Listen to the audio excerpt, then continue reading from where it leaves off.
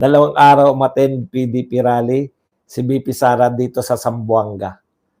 Yan, talagang masipag po yung mga Duterte sa pangangampanya.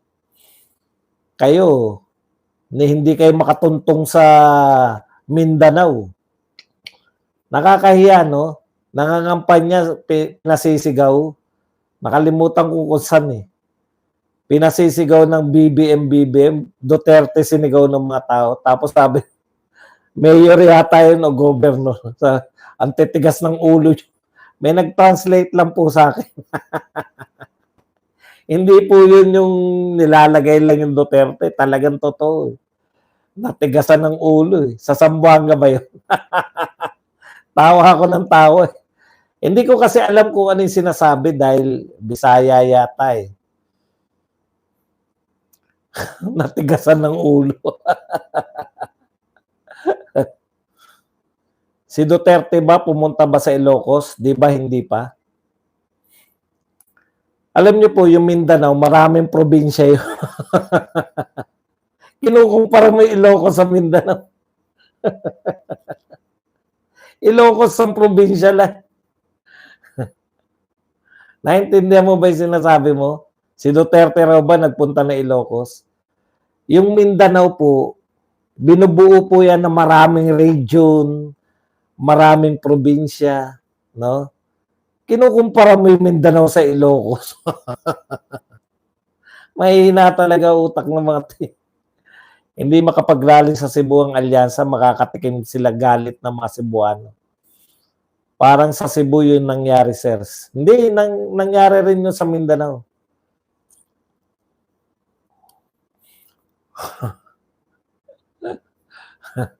Bakit naman mag-aaksaya ng panahon si Sara Duterte sa Ilocos?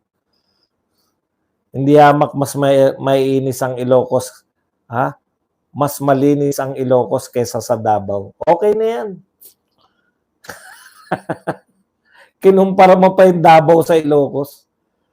Alam niyo po, huwag niyo na ikumpara at mapapahiya lang po kayo. Kasi po, ang pagkakaalam ko, ang Davao City, top 10 po yan, pinakamayaman na syudad sa buong Pilipinas. Kaya wag niyo na po at matatalo, makakawawa lang po kayo. Eh, ano ba yung city nila?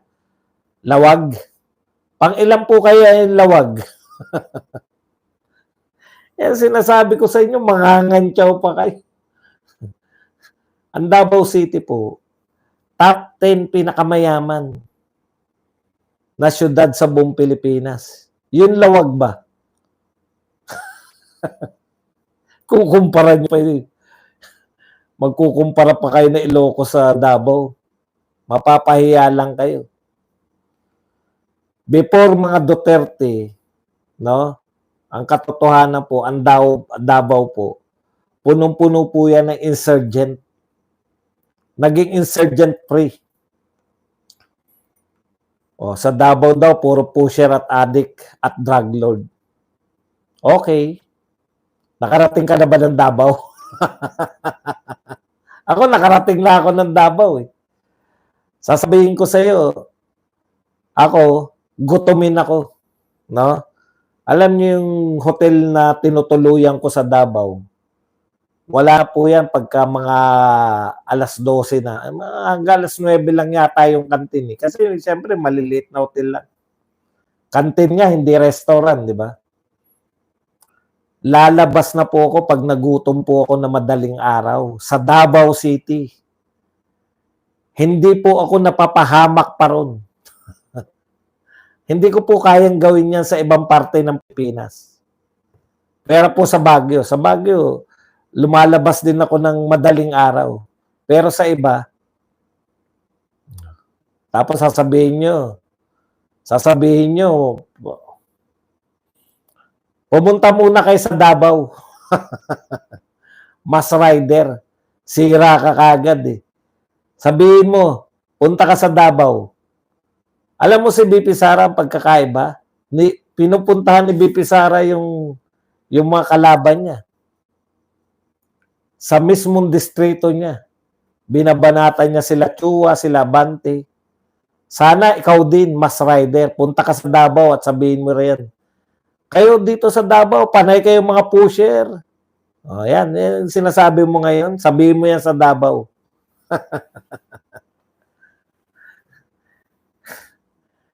Pag nasa Senado, naging isang inangkin pa ni BBM ang windmill.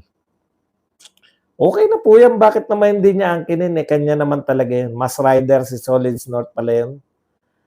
Sir, di makapag-rally ang alyansa kasi ang private plane na sinasakyan ni BBM ay minomonitor na Maisog Cebu. Paglapag, nakaabang na mga Maisog riders at sisigaw ng Duterte. Wala droga sa Davao. Tapos, kukumpara sa Ilocos sa Davao. Teacher's Pet TV, limited ang utak. Top 10 rich city in the Philippines and top 3 safest city in the world. Yan. Boss Buds, kaming taga Davao, kahit this oras ng gabi, pwedeng gumala. Ako nga po patunay. Kasi kayo, syempre, taga Davao kayo. Ako po, hindi ako taga Davao. Maghanap po ako dyan. Diyan po sa may mga balbakwahan. Balbakwa. Masarap humigop ng sabaw pag mga madaling araw.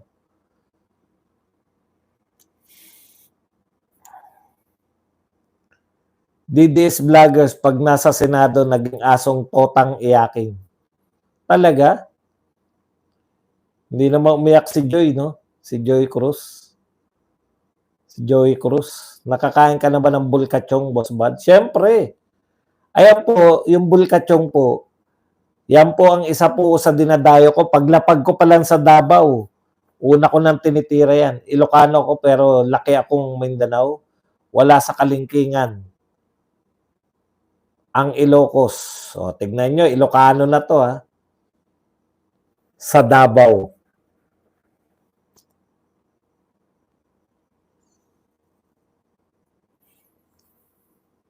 Safe sa Davao pero drug lord marami.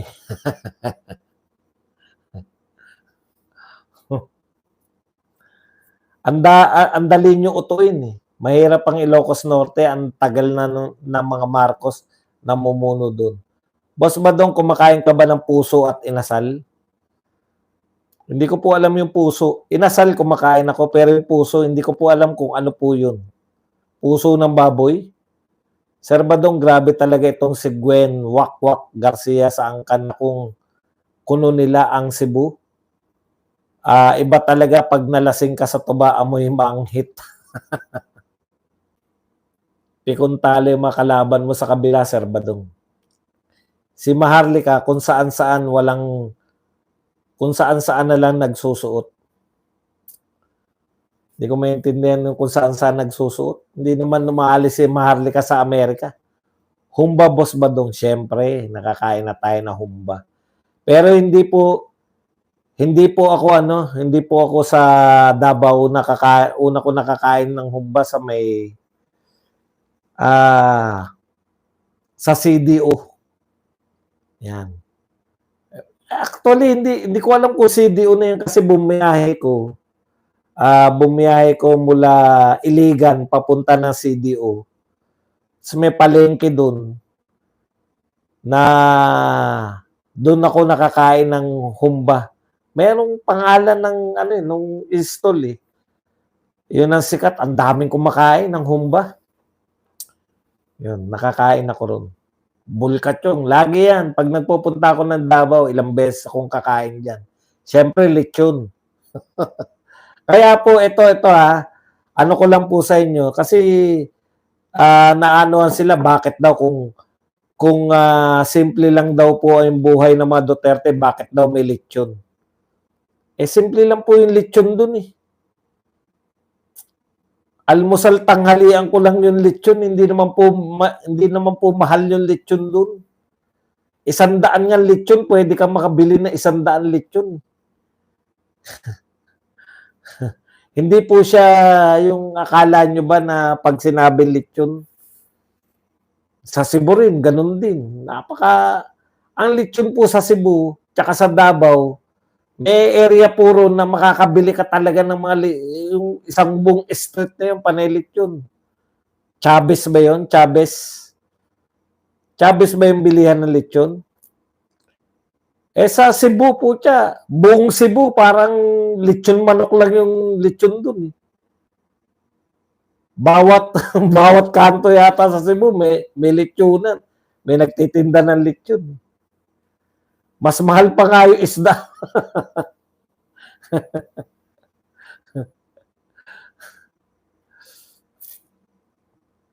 Akala nyo ba yung lechon, makakabili ka na libo-libo? Pucha, bili ka bili ka na kalahati doon, ilan na kayo magkakain nun. So, sa Chavez nga, sa paikot-ikot lang ako ron sa Davao eh.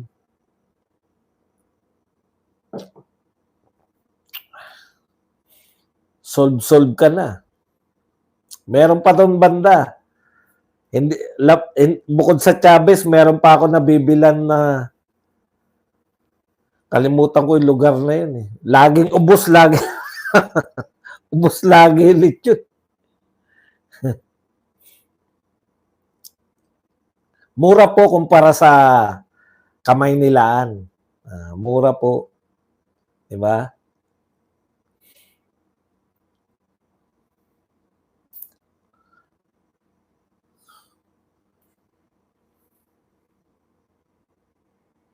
Ordinaryo lang lechon dito sa Cebu, anytime pwede kumain. Correct. Sa Cebu rin. Naku, wala nang masabi ngayon mga Duterte, pero yung araw-araw na pa-party at nagnanakaw, hindi nila makita. Alam mo, Dragon Rock, eto masasabi ko sa iyo ha, ang dami na pong kinaso sa mga Duterte. Di ba? Bulag ka ba? Yan po, iba po yung may mga kaso, tapos iba naman yung salita lang. Yan po ang hindi nyo mapapaniwala yung mga tao na magnanakaw yung mga Duterte. Kayo lang kasi uto-uto kayo. Bakit magnanakaw? Ha? Bakit magnanakaw? Yung mga Duterte raw, bakit daw magnanakaw? Eh kasi may confidential fund. Baliktad na po kayo, boss. Ano po bang baliktad na kayo, boss? Hindi ko maintindihan. Bumaliktad na ako, Duterte na ako ngayon, dati ako Marcos. Dati na po akong Duterte. Kaya kami nag-Marcos dahil kay BP Sara. Nabudol nga kami, di ba? Hindi po ako kailanman, hindi po ako umalis sa mga Duterte. Duterte ako noon, nung nagsimula ako, Duterte pa rin ako hanggang ngayon. Hindi ko po ugali yung palipat-lipat. Imagine niyo po to ha. Sa totoo lang po. Yung sa boxing, si Casimero, lahat nagbaliktara na. Puta ako, Casimero pa rin. Hindi ko po ugali yung palipat-lipat ng baliktad na po kayo.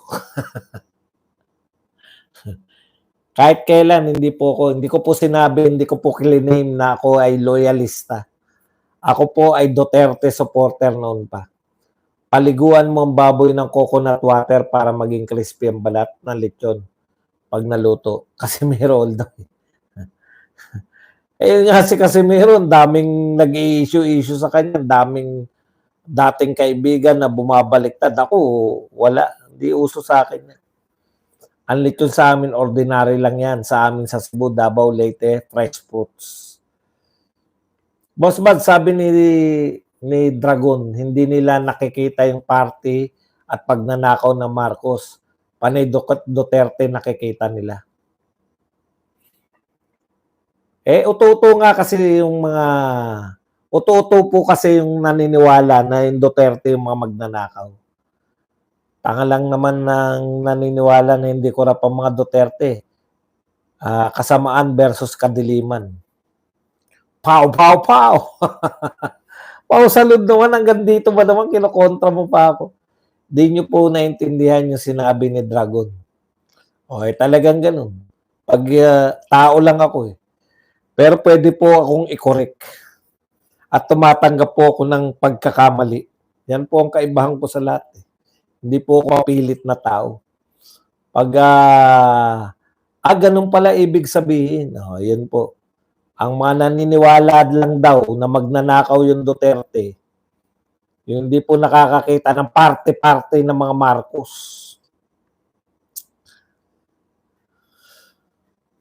Hinihinga. Alam niyo hindi ko na siguro kaya na ano yung mga maiinitan na ano 'no, mainit na mga pasyalan. Lauoy at bulad. Nakakain ka na Boss Badong? Lauoy at bulad. Hindi ko po alam kung ano po yun, ay mali basa niyo sa sinabi ko, okey lang po. Yan.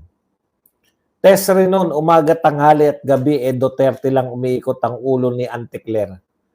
Yun po kasi ang papel niya, eh. Yun ang kanyang trabaho, eh. Siraan ng mga Duterte. Sa Bacolod City, ordinaryo lang ang lechon. Talaga? Panay inasal lang nakita ko nung pumunta ako. Wala akong nakitang lechon dun, eh.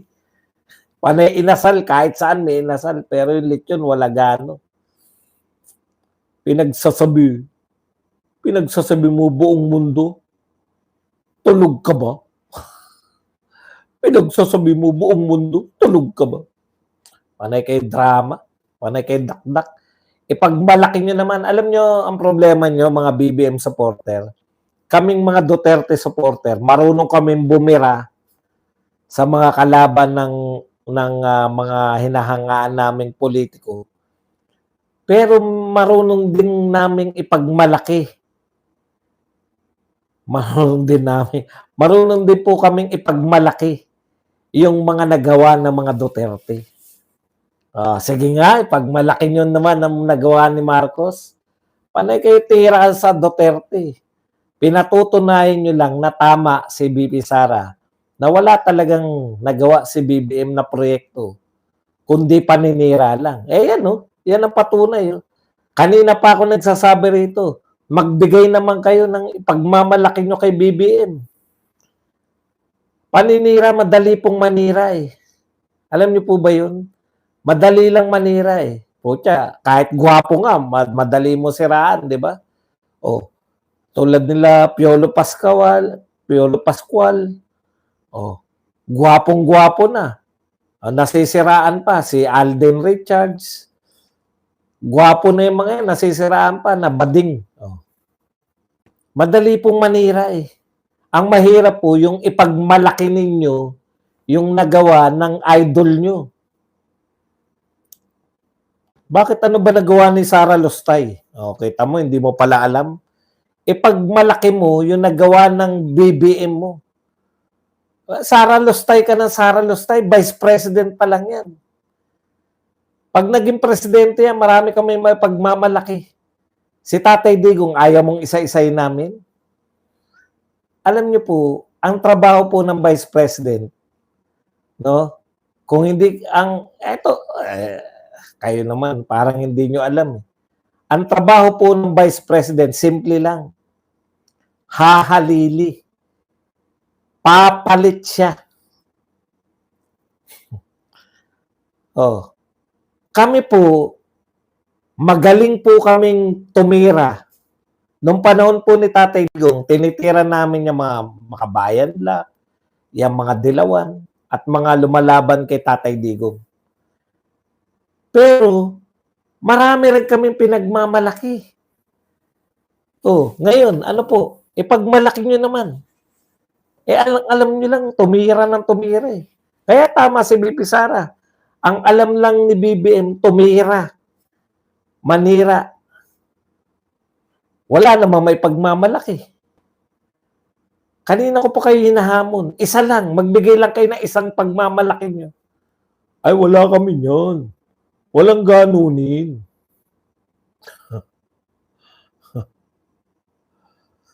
Walang ganunin. Bakit may pinagmamalaking sinasabi? Paninira lang kaya namin eh. Renato Perez, bugok ka ba? Executive yan si BP Sara sa Davao City, naging mayor yan. Marunong magpatakbo yan. Ang Davao City ang pinakamalaki na syudad, land area sa Pilipinas. Ang Davao City, sa panahon ni BP Sara, naging top 10 na pinakamayaman na syudad. Oh. Ang Davao City, sa panahon ni BP Sara, dineclare na insurgent free. Ngayon, ano sasabihin nyo? Wala naman nagagawa si BP Sara. Naku, kapara. Yung mga Duterte, kaya namin ipagmalaki yan. Kayo, isa lang eh. Hindi po kami humihingi ng marami. Marami ba hinihingi natin? Sinabi ba namin, tumbasan nyo nga yung mga nagawa ni Tatay Digong? Hindi nyo kayang tumbasan yun. Isa lang. Magbigay lang kayo ng isang maipagmamalaki nyo. Ay wala, huwag na muna tayong kumibo. Pag iba na usapang, pagsiraan na uli, tsaka tayo kumibo. Kasi pag malakihan, wala tayong kayang ipagmalaki. Sabi ng mga, ngayon sila tatahimik, sabi ng mga loyalista, basta, bahala kayo dyan. Basta ano kayo, magnanakaw si BP Sara. Si Digong, mamamatay tao. Basta. Isa lang. Bigyan nyo lang kami ng isang proyekto ni BBM na kaya nyong ipagmalaki. Siyempre, tatahimik na kami. Pinagmamalaki na eh. Wala nga kami may pagmalaki. 20 pesos nga, na pornada pa.